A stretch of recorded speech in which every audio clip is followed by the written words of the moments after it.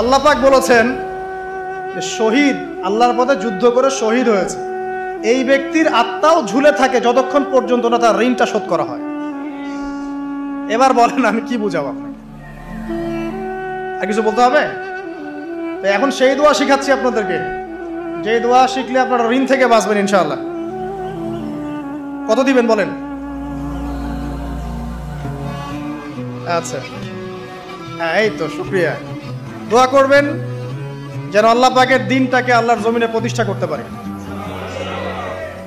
আমার সাথে বলেন, দোয়াটা হচ্ছে আল্লাহুম্মা ইকফিনি বিহালালিকা আন হারামিকা ওয়া আগনিনি বিফদলিকা আম্মান সিওয়াকা।